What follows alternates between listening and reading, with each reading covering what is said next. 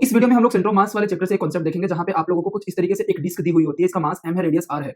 अब यहां पे ये बोला गया है कि find shift in position of centre of mass after removing small disc of radius r/2 from original disc. तो ये ओरिजिनल डिस्क है, इससे r/2 रेडियस की डिस्क यहां से हम लोग ऐसे रिमूव कर देंगे तो हमारे पास में ये वाली स्ट्रक्चर बच जाएगी। उसके बाद में सेंटर ऑफ मास कितना शिफ्ट हो जाएगा, देखो यहां पे मास कम हो गया तो ऑब्वियसली सेंटर ऑफ मास इस o पॉइंट से पीछे की तरफ कहीं इस o डेस पॉइंट पे शिफ्ट हो जाएगा। तो हमें ये शिफ्ट निकालना है, ये वाला शिफ्ट, और इस शिफ्ट को मैं कितना मान लेता हूं, x मान लेता हूं। मुझे यहां पे x की वैल्यू फाइंड आउट करनी है। तो इस टाइप के क्वेश्चन किस तरीके से कर सकते हैं इस वाले वीडियो में हम लोग देखेंगे। ये बहुत इंपॉर्टेंट कांसेप्ट है एंड इसके ऊपर एग्जाम में क्वेश्चंस पूछे जाते हैं, तो आप लोग इसको ध्यान से देखिएगा। तो यहाँ पे आप लोगों को ये वाला फॉर्मूला याद रखना है, shift x is equal to mrd divided by m total minus mr। यहाँ पे mr क्या है, रिमूव्ड जो डिस्क है उसका मास है, एंड m टोटल यहाँ पे क्या है, जो ओरिजिनल डिस्क है उसका मास है। एंड यहाँ पे d क्या है, d है distance between the centre of original disc and remove disc. तो यहाँ पे अगर ध्यान से देखा जाए तो ये इस डिस्क की रेडियस कितनी है, r/2 है, तो इसका सेंटर यहाँ पे कहीं पे होगा। ठीक है, इसको मैं c नाम दे देता हूँ। तो देखो ओरिजिनल डिस्क के सेंटर और इसके बीच में जो डिस्टेंस है ना, ये वाली डिस्टेंस कितनी है, r/2, ये r/2 है। तो हमारे यहाँ पे d की वैल्यू कितनी आ जाएगी, r/2। अब सिंपली हमें क्या करना है, m टोटल की वैल्यू तो हमें पता है, m टोटल कितना है, m। हमें यहाँ पे mr की वैल्यू निकालनी है, सिंपली mr की वैल्यू क्या होगी। अब ध्यान से देखो, ये वाली डिस्क एंड ओरिजिनल डिस्क दोनों सेम मटेरियल से मिलकर बनी है, तो हम लोग सिंपली यहाँ पे क्या लिख देते हैं कि m की जो वैल्यू होगी ना वो होगी sigma into pi r square, and sigma यहाँ पे सरफेस मास डेंसिटी है।